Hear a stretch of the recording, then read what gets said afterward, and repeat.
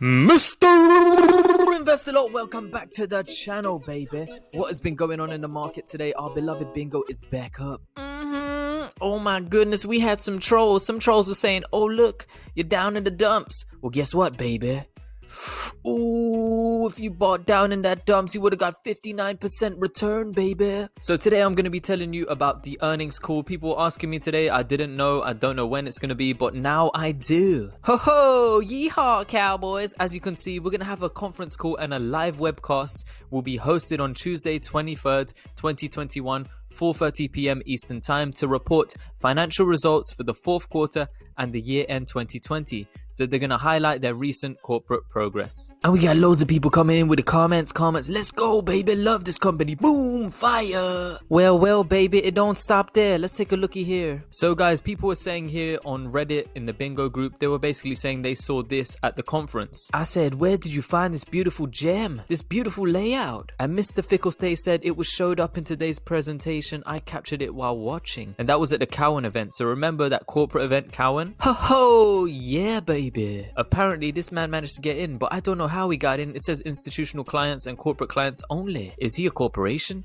I love that man. But what was interesting was what was on the sheet in the presentation. They wanted to show this. At the bottom, just take a brief look. We can see here, at the top, we can see here how many sapphires were shipped for Q1, Q2, Q3, Q4. And they were stating how many consumables were sold, and we can see a rising in the number of sapphires installed and shipped from 5 to 6 to 11 to 12 asterisks. Does that mean there could be potentially more? It shows everything positive on this sheet, so it was showing anything from the acquisition. I think we may see this sheet during the webcast live call. So it's showing the acquisition of Lineagen, it's showing all the revenue at the bottom as well. It's showing how many presentations we managed to do throughout the year. So revenue, for example, for the earnings, we'll see for Q1, it was 1.1 million. They said Q2, 1.2 million. Q3, 2.2 million. And we are expecting preliminary revenues of $3.8 to $4.2 million.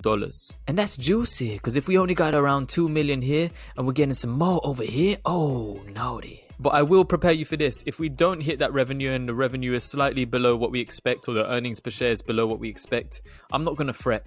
If the stock dips, I will buy more, because I believe in the long-term vision of this company, and I believe also in some very interesting things that could happen in the future. Previously, before, I stated one acquisition or one patent can change it all. So acquisitions can actually give us a total addressable market of something very different, and we can start to flow into different markets. Currently, we're doing optical mapping, right? Optical genome mapping. But what if we become a short read sequencer, a long read sequencer as well? Or what if we acquire companies that do when we start cash flowing properly? And so with this last quarter, they're expecting around about 12 asterisks, so it could be more sapphires shipped, 97 installed, and they're expecting also with an asterisk 2,362 consumables. I also want to remind you that all of these presentations you see throughout this year, all of these presentations and the Q1 of 2021, when we had the symposium, when we had the Festival of Genomics, when we had this Cowan presentation recently, and all the other events lined up, none of this is going to be factored into the revenue or the sales. We won't have the sales from those yet. And because of C19 and the pandemic and all the delayed of sales and the sales in our pipeline where people didn't fork up straight away, those could be still coming in. And when they're stating also the key factor would be earnings per share in any case,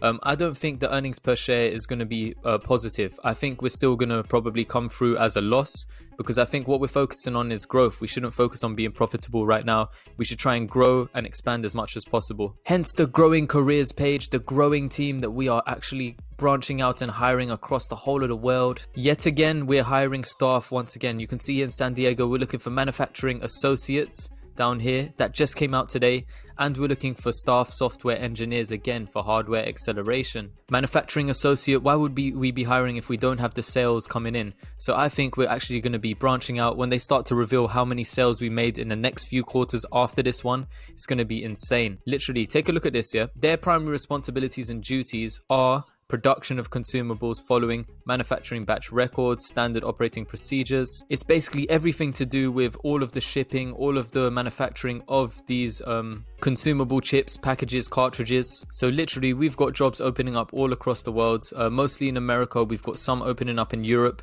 We're focusing on growth and expansion. I don't expect too much in terms of EPS. I want to live stream this one, you know, I want to get involved, baby. Let's get in this cool conference, this live webcast, and let's have it on our channel as well. What do you guys think? Let me know. Hit me up in the comments below. Also, let me know what your thoughts and feelings towards EPS, earnings per share, and also what should we be focusing on right now? Do you think actually going forward and growing the company as fast as possible is better than posting profitability, because then we're subject to corporation tax? Or do you actually think we're going to post profits for this quarter? Let me know. Also, do you think there's going to be any announcements coming out in terms of maybe our future sales, partnerships, collaborations, maybe acquisitions? And also let me know if you have managed to buy any bingo during that dip, or what are your averages, how much stock do you hold as well, and how do you feel about the progression of the company so far? Are you happy with the management? Are you happy with our PR team? Hit me up, baby, and let me know. And what do you think about my jacket?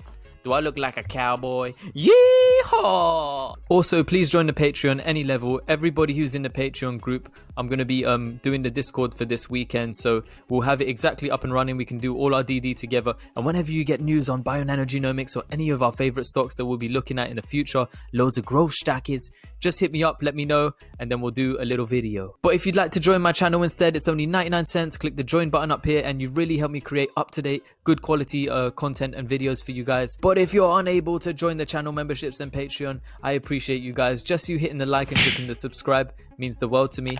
I love you guys. From the Bingo Cowboy, I wish you a lovely evening and I wish you all the best. I hope you get so many glorious gains. Remember, none of this is financial advice and it's for entertainment only. I love you.